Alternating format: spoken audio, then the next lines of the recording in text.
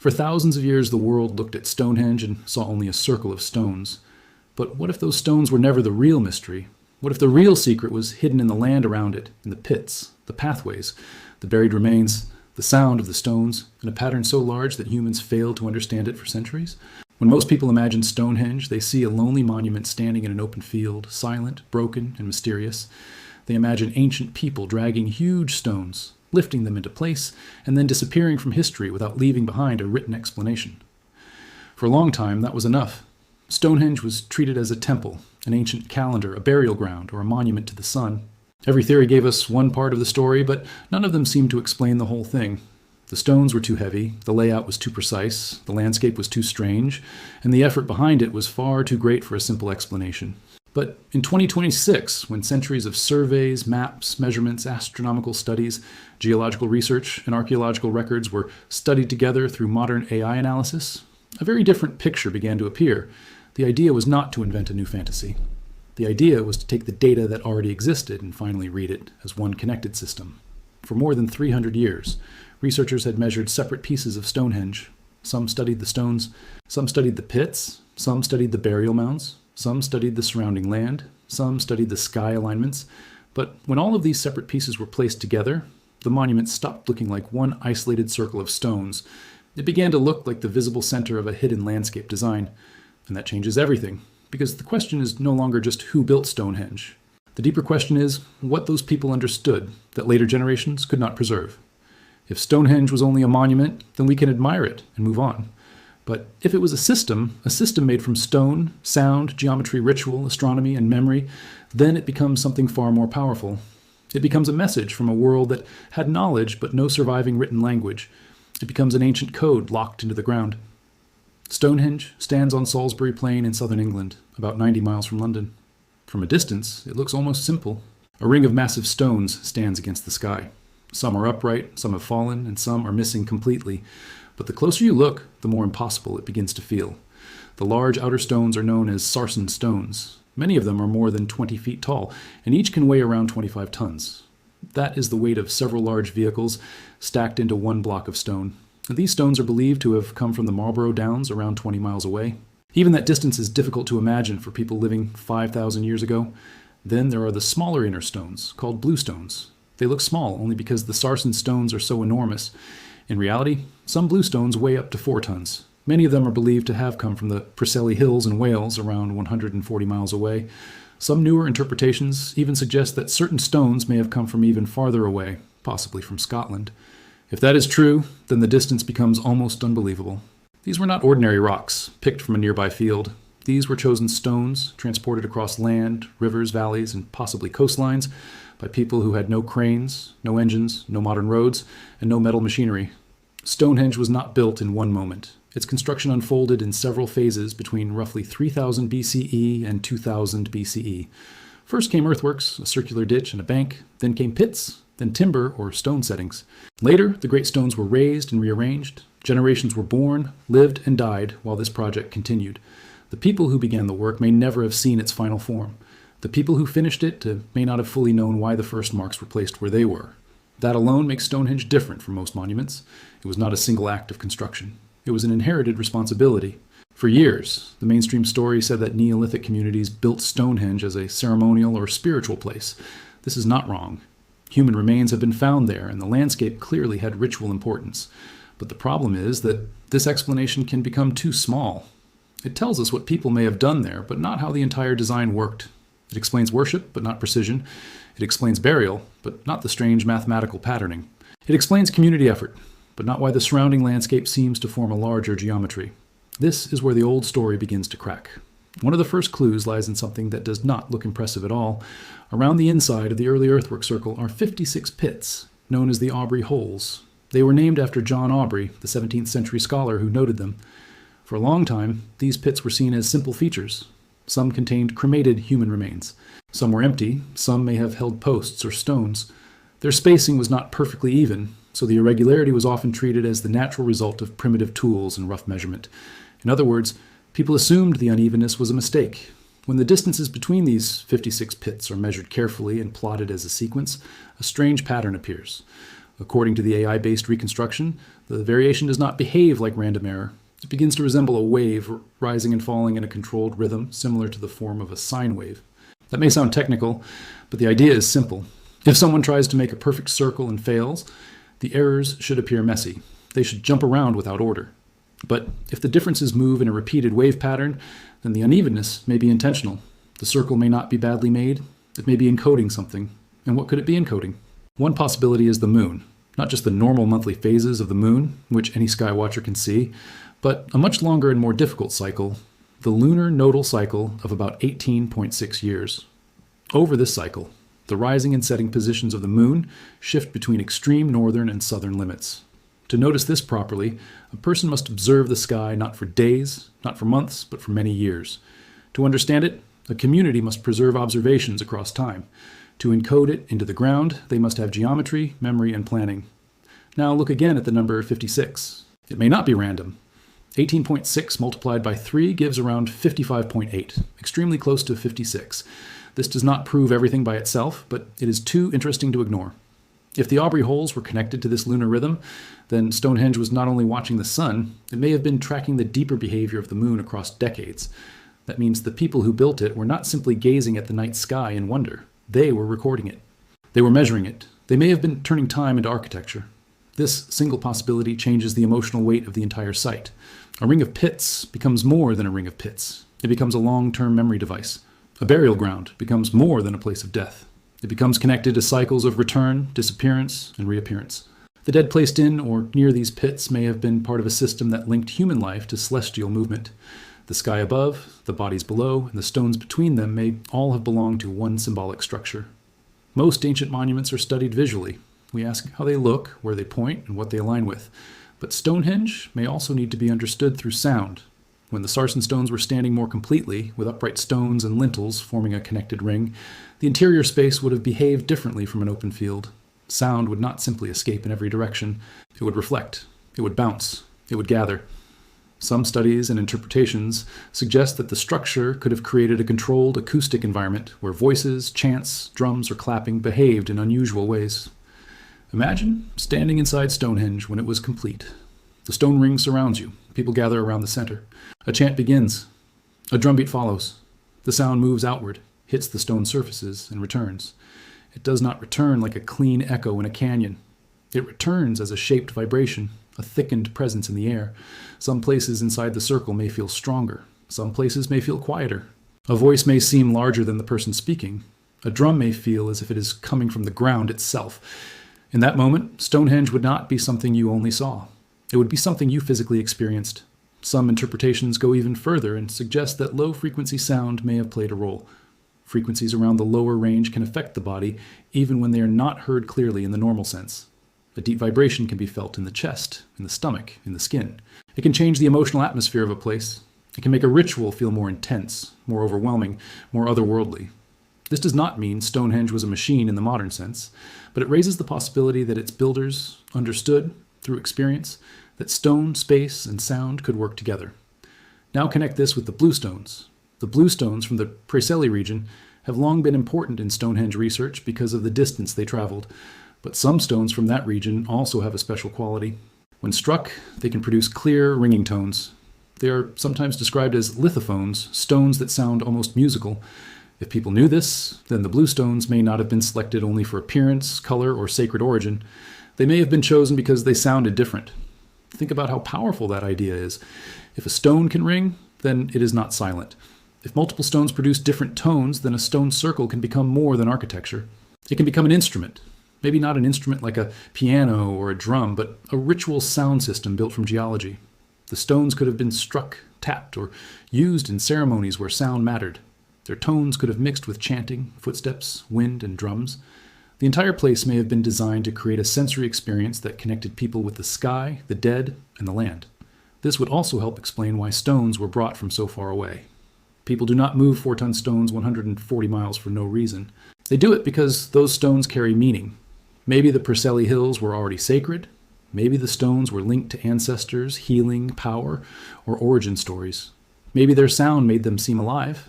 Maybe their journey across the landscape was itself part of the ritual. Whatever the reason, the bluestones were not random construction material. They were chosen. For a long time, visitors focused mainly on the stone circle. They came, looked at the stones, took pictures, and asked how they were built. But Stonehenge is not alone. Around it lies a vast prehistoric landscape filled with burial mounds, earthworks, avenues, older timber circles, pits, banks, ditches, and hidden traces that only modern surveys can fully reveal. From the ground, these features can look scattered and unrelated. From above, especially with LiDAR, geophysical scanning, and landscape mapping, they begin to look connected. This is one of the biggest shifts in understanding Stonehenge. The monument is not the whole story. It is the center point of a much larger design. Pathways run through the land. Mounds appear in meaningful positions. Some lines seem to connect places across distance. Some structures align with solar or lunar events. Certain routes may have guided people through ritual movement from one place to another, from the world of the living toward the world of the dead, from timber structures to stone structures, from temporary material to permanent material. When viewed this way, Stonehenge becomes less like a building and more like a map. It may have been a ceremonial landscape where movement mattered. People may not have simply arrived at the stones. They may have approached through planned routes, passing mounds, ditches, and symbolic boundaries. The journey itself may have prepared them for what happened inside the circle. Every step could have carried meaning. Every direction could have been part of a story. Every alignment could have connected land to sky. This larger view also challenges the idea that Stonehenge was the beginning of the landscape. In some cases, features around it appear to be older than the great stone settings. That means the famous stone circle may not have been the first act. It may have been the final visible expression of an older plan. The land was already meaningful before the largest stones were raised. The blueprint, or at least the sacred logic, may have existed before the monument reached the form we recognize today. And this leads to one of the strangest questions of all. How did people preserve such knowledge across generations? If Stonehenge developed over hundreds of years, then the design had to survive time. Without writing, how was the plan remembered? Was it passed through oral tradition with incredible accuracy? Were there ritual specialists whose role was to memorize alignments, stories, measurements, and ceremonies? Were songs used as memory tools? Were the positions of stones, pits, and mounds themselves part of a teaching system? Did each generation understand the whole design, or did they only inherit pieces of it? This question matters because Stonehenge may show signs of changing knowledge over time. Some interpretations suggest that earlier phases display greater precision, while later rearrangements show more deviation. If a society is learning a technique, we usually expect skill to improve. But if precision declines, another possibility appears. Maybe the later builders were not inventing the system. Maybe they were trying to preserve an older system whose full meaning was slowly being lost. That idea gives Stonehenge a very different feeling. It stops being only a monument of achievement and becomes a monument of memory. Imagine a community inheriting a sacred design from their ancestors. They know it must be maintained. They know certain stones must stand in certain places. They know certain ceremonies must continue. But with each generation, the original reasoning becomes less clear. The pattern remains, but the explanation fades. The ritual continues, but the science behind it becomes hidden. The stones are still raised, but the knowledge that first shaped them becomes harder to recover. This may be why Stonehenge feels both precise and broken. It carries signs of incredible planning, but also signs of loss. It looks like something that was once complete and meaningful, but now survives only in fragments. We see the stones, but not the ceremonies. We see the pits, but not the people who counted the years. We see the alignments, but not the stories that explained them. We see the landscape, but not the processions that moved through it. The monument is still there, but the living system around it has vanished. Because if Stonehenge was a memory system, then it was built against forgetting. It was a way to place knowledge into the world so that it could outlast human lives. A person dies. A story changes. A language disappears. But a stone can stand for thousands of years. A pit can remain in the ground long after the people who dug it are gone. A pathway can survive as a shadow in the soil. A burial mound can hold its shape after kingdoms rise and fall. Stonehenge may have been an attempt to make knowledge permanent. What makes the modern AI approach interesting is not that it gives us a final answer. It does not. The real power is that it forces us to stop looking at isolated pieces. A single pit can be dismissed. A single alignment can be coincidence. A single ringing stone can be curiosity. A single burial mound can be ordinary. But when many patterns overlap, the picture becomes harder to ignore. The moon cycle, the number 56, the sound behavior, the selected stones, the wider geometry, the processional routes, the human remains, the decline of precision over time, all of these together create a much deeper mystery. Of course, we must be careful. Not every pattern is proof. Ancient sites attract speculation, and it is easy to see meaning where none exists. AI can find patterns, but humans must still ask whether those patterns are real, meaningful, and supported by evidence. Stonehenge should not be turned into fantasy. Its real history is already powerful enough. The people who built it were not primitive in the way modern people often imagine. They were capable of planning, cooperation, observation, transport, engineering, and symbolic thinking on a scale that still challenges us today. That may be the most important lesson. Stonehenge does not need supernatural explanations to be amazing. The human explanation is already astonishing. 5,000 years ago, people watched the sky with patience we can barely understand. They moved stones across landscapes without modern machines. They shaped hard rock with simple tools. They organized labor across generations. They created a ceremonial landscape that still defines the imagination of the world. They may have understood relationships between time, place, sound, death, and memory in ways that we are only beginning to appreciate. Now consider the abandonment. Around the 2nd millennium BCE, activity at Stonehenge began to decline. The great age of construction passed. The landscape did not vanish, but its central role changed. Some stones fell. Some were moved. Some parts were left unfinished. The system that once required enormous effort was no longer maintained in the same way. Why? Climate change, migration, social transformation, new beliefs, new technologies, or the collapse of old ritual authority may all have played a part. But the emotional possibility is this: perhaps the people no longer knew how to keep the system alive. If the original meaning had faded, then maintaining Stonehenge would become harder with each generation. A monument can survive without understanding, but a system cannot. A system needs people who know how to use it. If Stonehenge tracked cycles, shaped sound, guided rituals, and preserved memory, then it required trained knowledge. Once that knowledge weakened, the stones remained, but the system died. The body survived, but the voice was gone. This makes Stonehenge feel almost tragic. It may not have been abandoned because it became unimportant. It may have been abandoned because it was too important to maintain without the knowledge that created it. The people may have left it standing not as waste, but as a preserved remnant. They may have understood that something ancient was ending. They may have allowed the stones to remain as witnesses. And that is exactly what they became. Today, millions of people still look at Stonehenge and feel that it is trying to say something. That feeling may not be wrong. The monument does speak, but not in words. It speaks through distance, weight, alignment, repetition, silence, and survival. It tells us that ancient people were watching the sky long before telescopes. It tells us that they could organize society around shared meaning. It tells us that sound, stone, and ritual may have been joined in ways we have forgotten. It tells us that knowledge can disappear even when its monuments remain. And this is why the mystery of Stonehenge continues. The more we study it, the less it looks like a simple stone circle. It looks like a landscape of memory. The Aubrey Holes may carry a rhythm of the moon. The sarsen stones may create a chamber of sound. The blue stones may hold chosen tones from distant hills. The surrounding mounds and paths may form a sacred map. The human remains may connect the living community with ancestors and celestial cycles. The changes over time may show not only construction, but the slow fading of a tradition. In the end, Stonehenge may not be one thing. It may be many things at once: a temple, a calendar, a burial place, a sound space, a gathering point, a political symbol, a memory device, a landscape code. Modern minds often want one answer, but ancient places may not have worked that way. For the people who built Stonehenge, the sky was not separate from religion. Sound was not separate from ritual. The dead were not separate from the land. Time was not separate from stone. Everything was connected. And maybe that is the real secret. Stonehenge feels mysterious because we are trying to separate what its builders may have joined together. We ask whether it was scientific or spiritual, but for them it may have been both. We ask whether it was for the sun or the moon, but maybe it was for the cycles of the whole sky. We ask whether it was for the living or the dead, but maybe it joined both worlds. We ask whether it was a monument or a machine, but maybe it was a system of experience, memory, and meaning. So when we look at Stonehenge today, we should not see only broken stones. We should see the remains of a vast human effort to understand time and preserve knowledge. We should see people standing under the night sky, watching the moon rise from one extreme to another across years. We should hear drums and voices moving through a stone ring. We should imagine processions crossing the plain, carrying the dead, carrying stories, carrying stones from distant lands. We should imagine generations trying to keep alive a design older than themselves. And then the final question becomes unavoidable. What were they trying to preserve? Not just a building, not just a ritual, not just a calendar. Maybe they were preserving a way of seeing the world, a worldview in which the earth and sky were part of one living order. Maybe Stonehenge was their attempt to place that order into stone before it disappeared.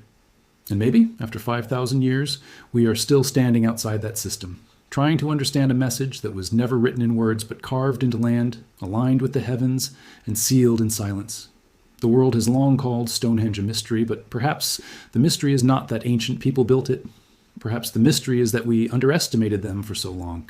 We looked at the stones and saw the past as simple, but the stones were never simple. They were heavy with distance, shaped by intention, placed with care, surrounded by geometry, linked to the dead, and possibly tuned to sound and sky. Stonehenge is not only a question from history, it is a reminder that human knowledge can rise, shine, fade, and still leave traces strong enough to challenge the future. And maybe that is why Stonehenge still holds us. Not because it gives us a clean answer, but because it refuses to become small. Every time we think we understand it, another layer appears. The stones lead to the pits lead to the moon leads to time leads to memory leads to the dead lead to ritual leads to sound leads back to the stones. And suddenly, the circle is not just a circle anymore. It is a loop of meaning that has survived for thousands of years. So the next time you see Stonehenge, do not look only at the standing stones. Look at the empty spaces. Look at the missing stones. Look at the ground around them. Think about the pits beneath the grass, the pathways fading across the plain, the mounds on the horizon, the moon moving slowly through its long cycle, and the sound that may once have filled the circle. Because the real Stonehenge may not be the part we can still see. The real Stonehenge may be the system we are only now beginning to imagine, and if that is true, then the monument is not dead. It is waiting for us to read the land correctly, waiting for us to understand that ancient knowledge does not always survive as books, equations, or written records. Sometimes it survives as stone, and a broken circle in an open field can still make the modern world ask the oldest question of all: how much have we forgotten?